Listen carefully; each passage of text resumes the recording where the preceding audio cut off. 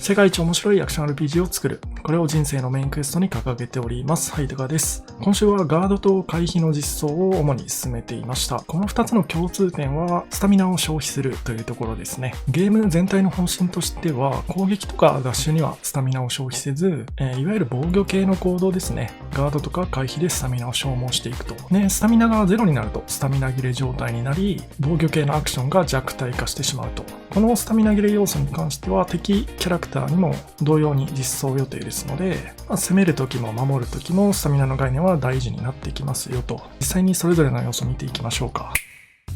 まずはガードから。L1 ボタンでガード状態に入ります。今作からはちゃんとガードの構えを取って、移動とかもね、できるようになっております。ただ、ガード中は歩きしかできないので、走ったりして逃げたい場合は、ガードの効果は捨てることになります。回避モーションや攻撃モーションに関してはガード中でもボタンを押せばできるので、短い距離を素早く移動したい場合とかは、ステップで移動すると便利ですね。ガード状態で敵の攻撃を受けると、スタミナを消費してダメージをゼロにします。ちょっとね、今敵の本実装がまだ始まってないので、ガード時のスタミナ消費がゼロになっちゃってるんですけど、ちょっとデバッグ機能からね、直接スタミナダメージを与えてやると、こんな感じになります。このままどんどんガードし続けるとね、いずれスタミナがゼロになって、スタミナ切れ状態に入ります。スタミナ切れ状態中は、ゲージの色が灰色に変化しますね。このスタミナ切れ状態は、ゲージが全回復することで、元の通常状態に戻ります。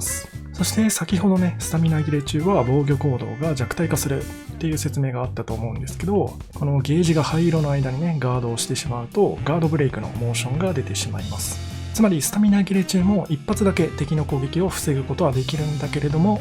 その後がね、大きな隙を晒してしまうという風なゲームバランスになっております。ではそのままパリーとジャストパリーの説明に移ります。パリーに関しては L1 ボタンをタイミングよく押すことによって発生します。これ原理的にはガード構えモーションの一部分にパリー判定のフラグが仕込んであって、そのフラグの期間中にね、敵の攻撃を受けることによってパリーモーションに派生するという感じですね。パリーはスタミナ消費ゼロで相手の攻撃を無効化することができます。攻撃を受け流した後のフレーム関係についても普通にガードするよりは有利になるように調整する予定です。そしてジャストパリーに関してですね、これはもう一つ条件が加わってきます。それが方向入力ですね。敵の攻撃に対して適切な方向に左スティックを入力することでジャストパリが発生します。右から切られたら右に入れるっていう感じですね。上、右、左の3択になっています。今作からは敵の攻撃にもね、方向 UI をつける予定なので、それを見ながらやればより分かりやすくなるかなと思います。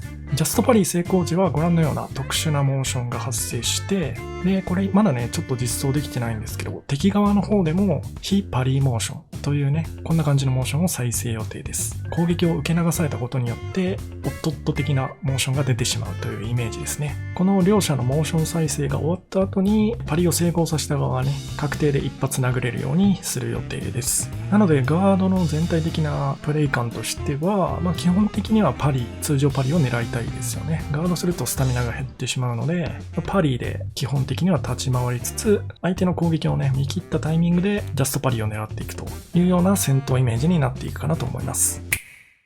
では続いて回避ですね。今作から無敵フレームを導入します。回避モーションの該当フレーム中に攻撃が当たっても完全にダメージを無効化するというものですね。そしてパリと同じく方向入力を入れたジャスト要素というのが回避にもありまして、上から切ってきた攻撃に対して前ステップを入れるとこんな感じでジャスト回避モーションが発生します。こちらもジャストの場合はスタミナ消費がゼロになりますね。そしてスタミナ切れ状態で回避を使うとご覧のように遅い回避モーションが発生します。これはガードブレイクと対になっているモーションですね。このモーション中はスタミナの回復もね、停止してしまうので、考えなしに回避を連打してしまうと、なかなか苦しい状況に陥ってしまうと思います。無敵フレーム自体はね、この遅い回避にもついているので、スタミナ切れ中でも回避を切るべきタイミングでは切らないといけないという風になってますね。現状だとね、回避モーションかなり素早くて、ガードよりもね、強そうに見えると思うんですが、一応方針としてはね、あまり回避が強すぎるゲームにはしたくないなと考えております。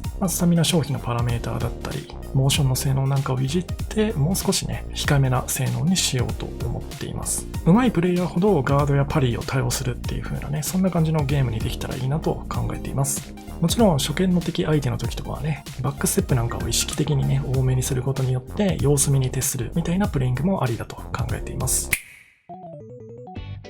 というわけで今回はガードと回避についてですね、説明させていただきました。この2つのアクションに関してはね、実際敵と戦ってる映像がないとなかなか分かりにくいところがあると思うので、6月に入ってからですね、エネミーの1体目が本実装開始になりますので、その頃にまたね、ガードや回避についてもっと分かりやすくお見せできるようになっているかなと思います。では今回はこの辺で失礼します。お疲れ様です。